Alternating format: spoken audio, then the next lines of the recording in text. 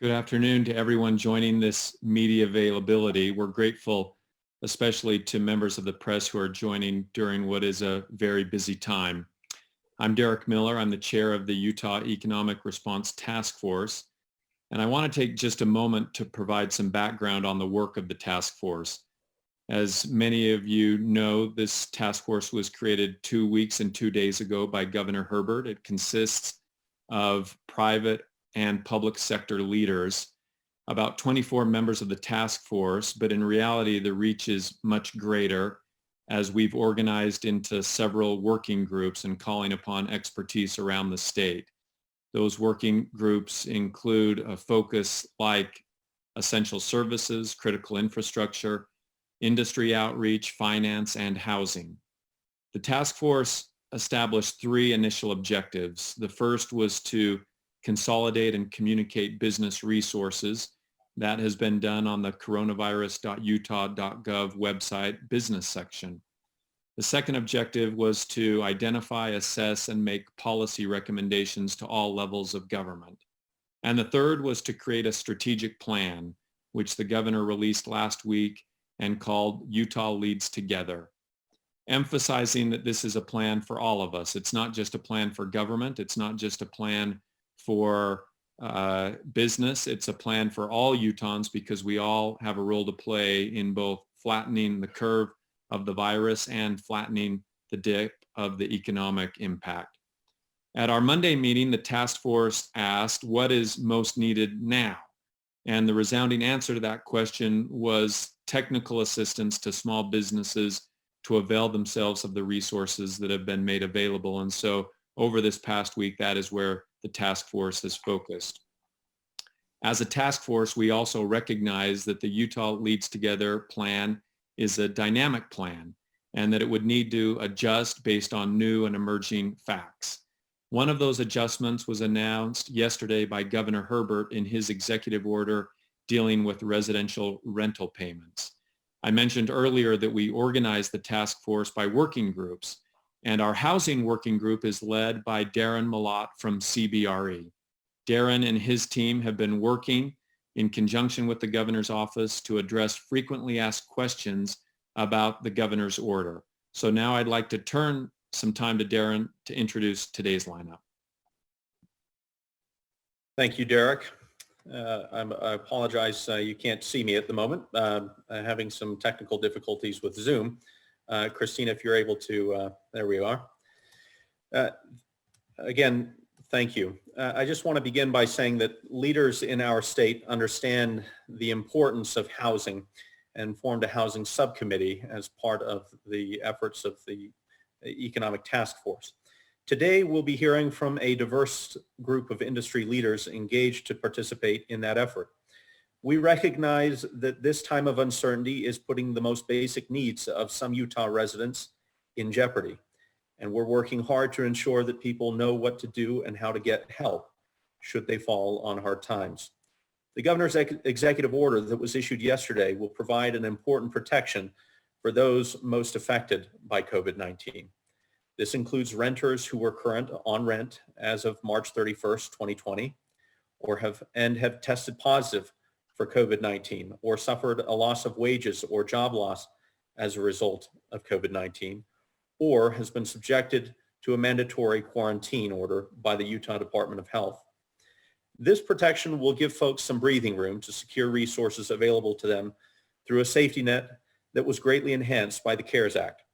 We want people to understand that we're all in this together, and that there is help if you fall on hard times. If everyone does their part, we'll overcome the challenges associated with COVID-19. To that end, we have produced a guide titled Utah Leads Together to keep people in their homes. We invite people to read it to understand what the governor's executive order does and does not do, understand that help is available and that we all have a part to play. You'll be able to find it at coronavirus.utah.gov, as well as other community organizations and institutions, including the Salt Lake Chamber and Department of Workforce Services. We will now hear from a distinguished group of leaders who will address us in greater detail. The lineup will include Paul Smith from the Utah Apartment Association, Mike Ostermiller with the Utah Association of Realtors, Howard Headlee from the Utah Bankers Association, and Tara Rollins from the Utah Housing Coalition. With that, I'll now pass it over to Paul.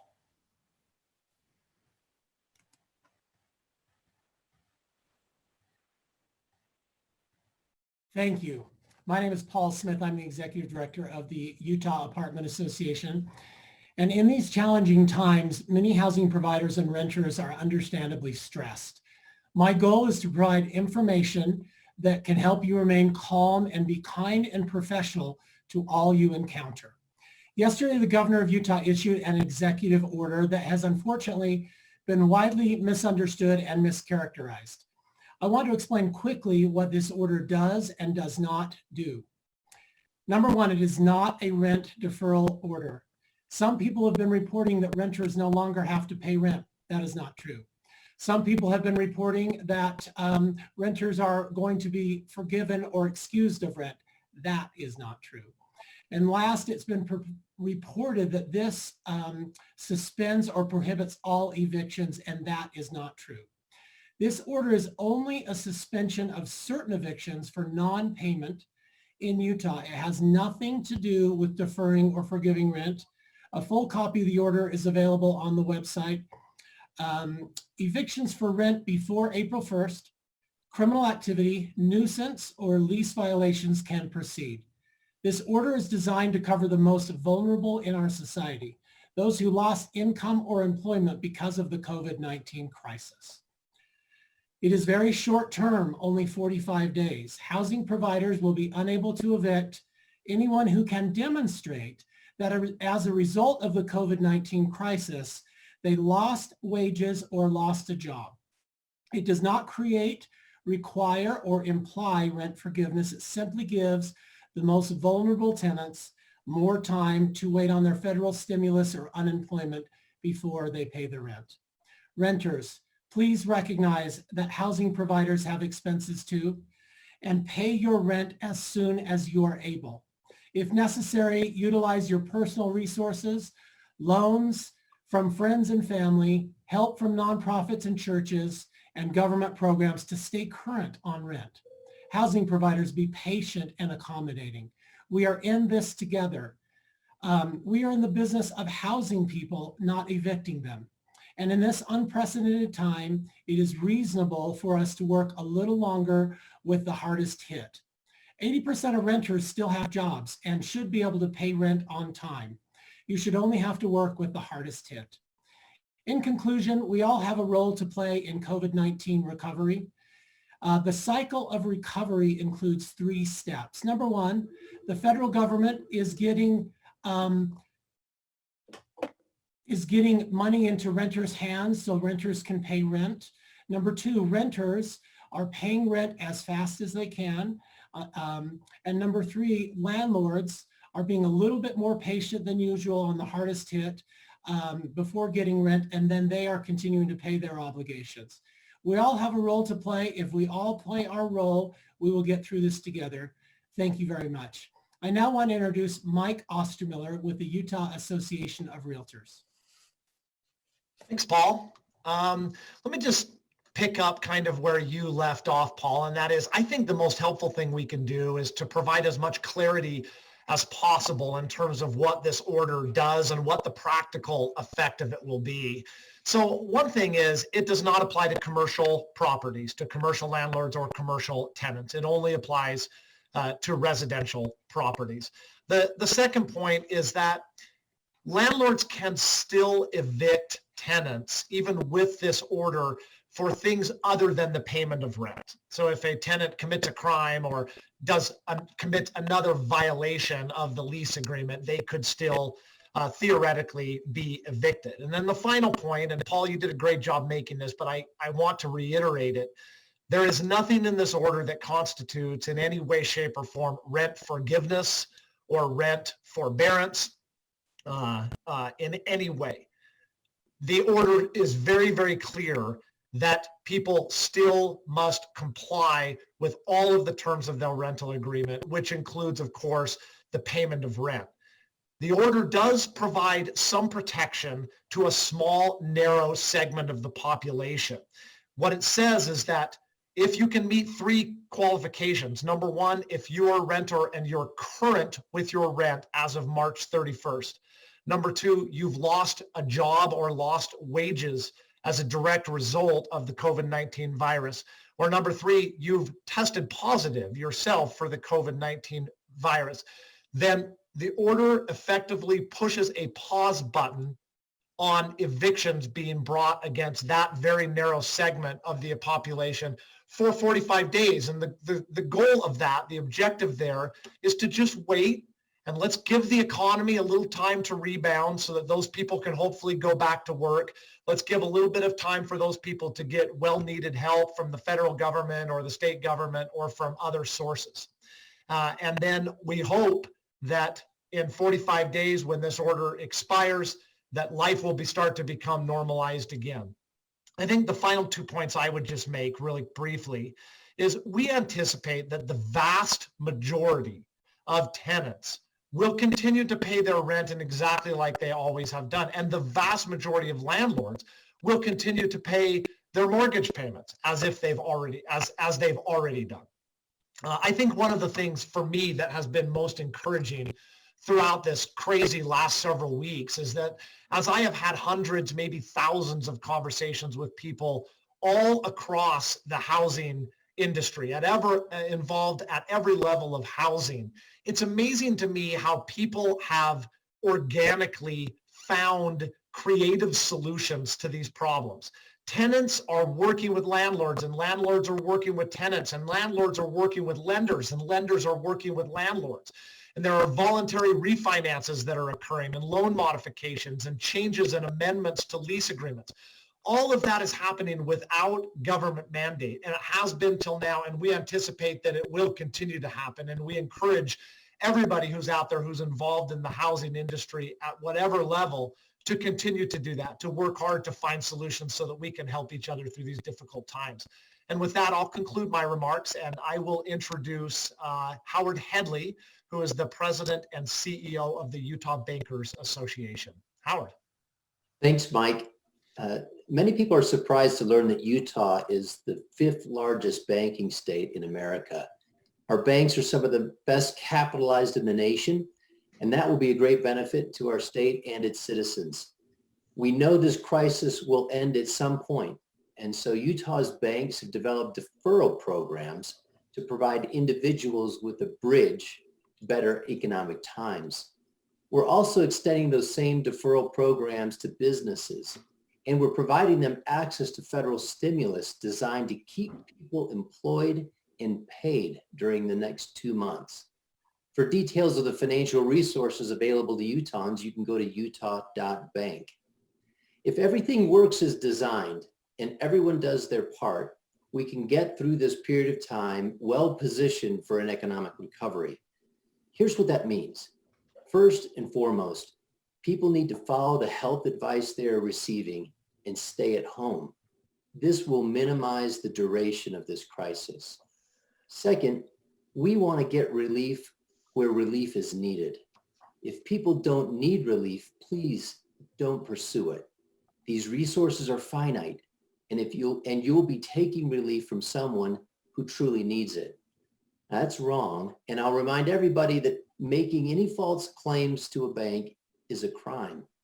There will not be a lot of sympathy for those who inappropriately take advantage of this situation. Third, if you need assistance and receive it, it's incumbent upon you to extend or even extend that forgiveness to others. We all have to work together for the next couple of months to get through this. Deferring your obligations during the crisis, but then demanding payment from others is bad form. If you've been given leniency, play it forward. That's the Utah way. Finally, under no circumstances will anyone from the government or the banks reach out to you by phone or by email and ask you for your personal information. People calling you or emailing you and asking for personal information in return for federal stimulus money are criminals.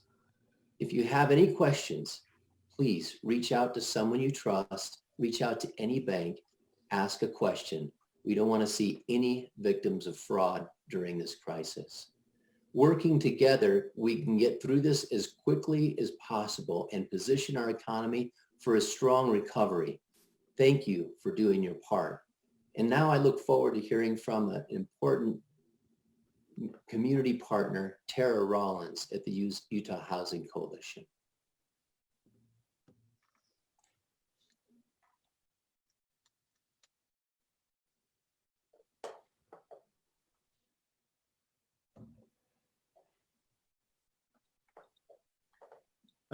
Tara, we can't hear you. If you could unmute.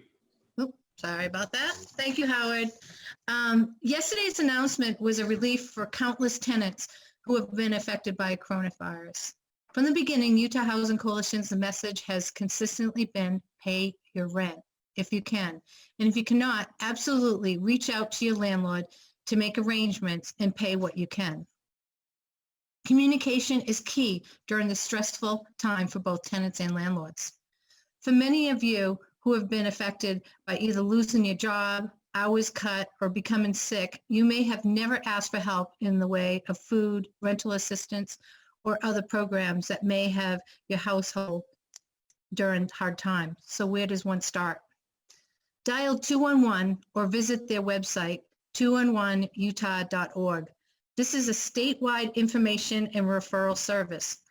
There is a plethora of programs that can help you and your loved ones stay safe in your home. By reaching out to these programs, you will be able to free up money you would normally spend on food, utilities, medical, etc. You may also need help with other services like domestic violence, emergency daycare, or AA. 211 will help you navigate your needs to be safe in your home. If you need help with your landlord or a tenant, contact the Utah Community Action.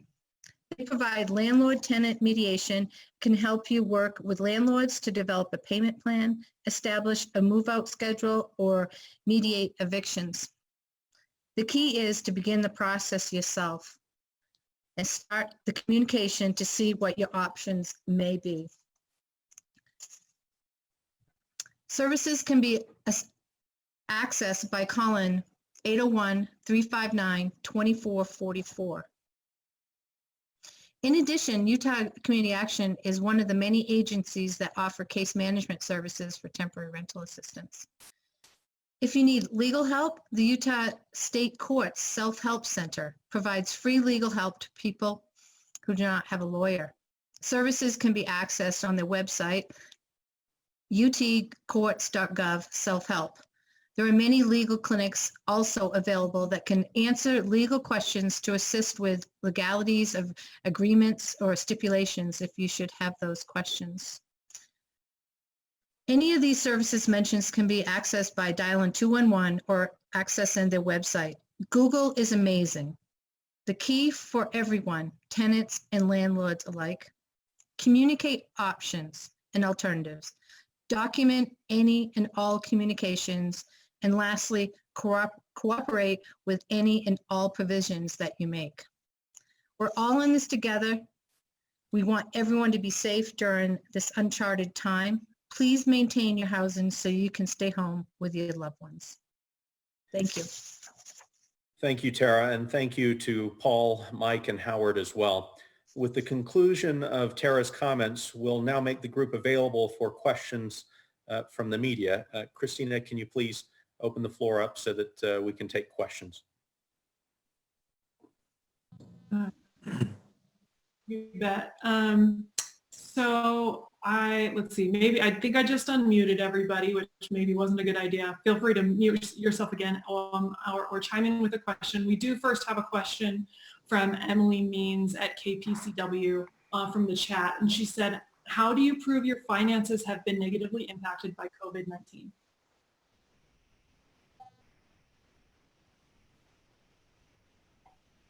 I'll jump in on that. This is Mike Ostermiller.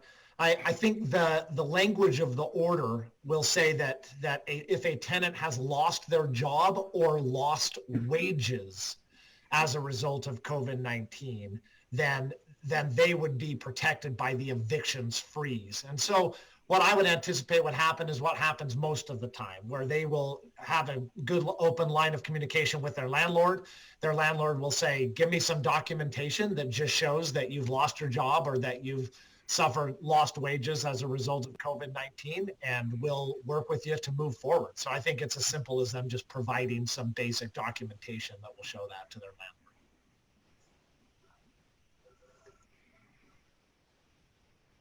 Thank you, Mike. Christina, I have a question from Facebook, which basically says, it's really a question about unemployment insurance and when the federal stimulus will be implemented here in Utah. Just to really briefly address that for the person on Facebook, the Department of Workforce Services is awaiting federal guidance on that. So that will be implemented. And if you have applied for unemployment insurance, those will be put into place retroactively. You don't have to do anything else. So to address that from Facebook. Any other questions from the media? You can hop in or post a question in the chat. It's like Kyle Harvey. Kyle, do you want to ask that question, or do you want me to read that? You can go ahead and ask that. I think we've got your mic. Okay, yeah. Do you have any idea how many Utahns will qualify for this under the terms that you've described? What, any context, I guess, would be helpful for how many people this will reach. You know, Kyle, I think at this time it's hard to give you exact numbers on estimates. We know that job losses have been quite rapid and particularly hard-hitting in certain sectors. And so we would encourage those people, particularly we know in retail and hospitality sectors that have seen this hit home earlier than others. We just want to reiterate that this help is available to them. So we can't really provide exact numbers, but the intent is clear that those who need help, we're here to help them through this time. Thanks, Darin. We have a follow-up question from Emily Means. How will landlords pay their mortgages if they're not receiving rent? Is there any additional assistance from the state?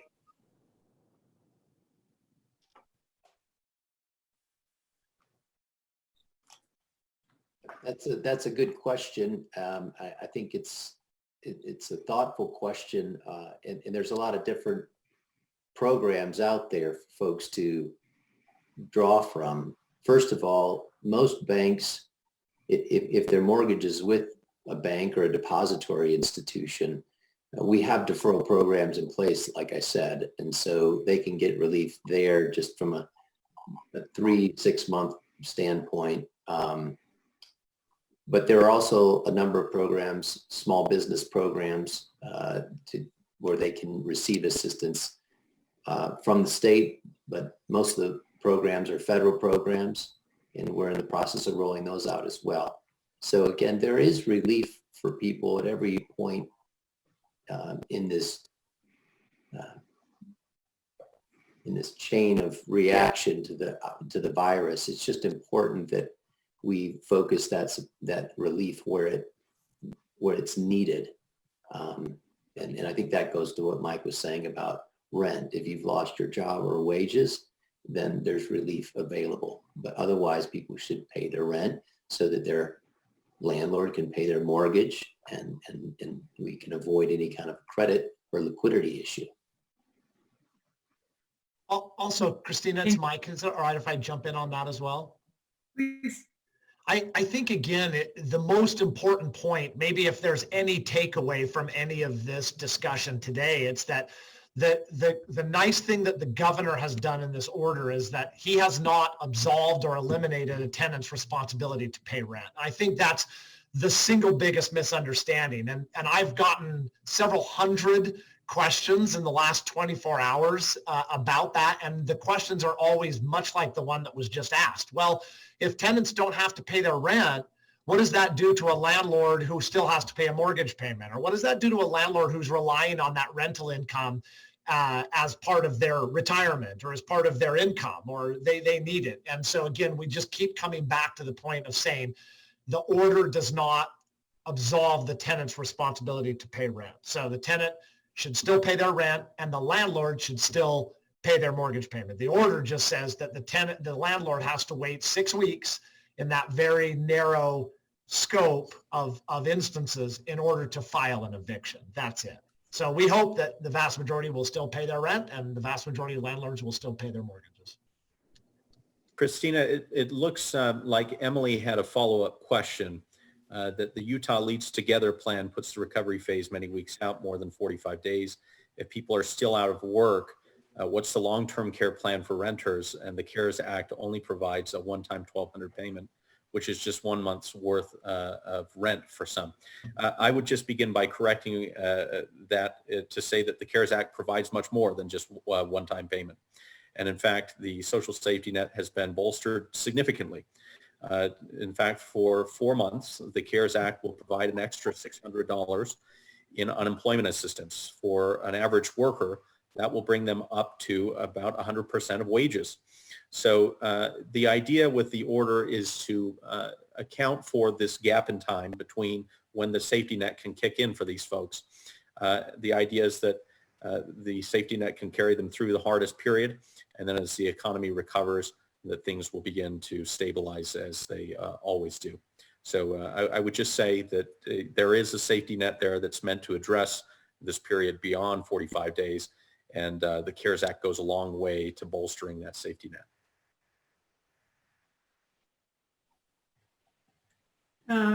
There's another question. Kyle, do you want to go ahead and ask that question to the group? Yeah, just one other clarification here. So would the May rent also be due on May 15th? So folks would essentially be paying for April and May by that date? Or is the expectation that May rent is still due on May 1st and the 15th is just, if you need to catch up from April? Yeah, there's nothing in the order that will change how rental agreements are currently working. So April rent is due now. May rent will be due on the exact same day, and it will still be required to be paid at the exact same time. So nothing in the order will alter existing rental agreements. Those will all stay exactly the same. This is Paul Smith, and I would just add that May rent is something that there cannot be an eviction on until May 16th. Again, if you've reached out and communicated with your landlord. So most people will pay May rent.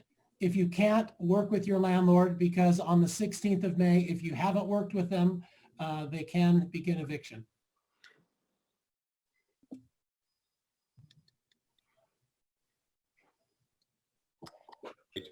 Well, Christina, I know it looks like we're right at 1 o'clock. Perhaps we can make ourselves available individually. If there are any follow-up questions, please send them to Christina Davis, and then she can coordinate with the rest of the group to answer any other inquiries from the media. With that, I think we're safe to conclude this Zoom call. Thanks everybody for joining, and look forward to speaking soon. Thank you.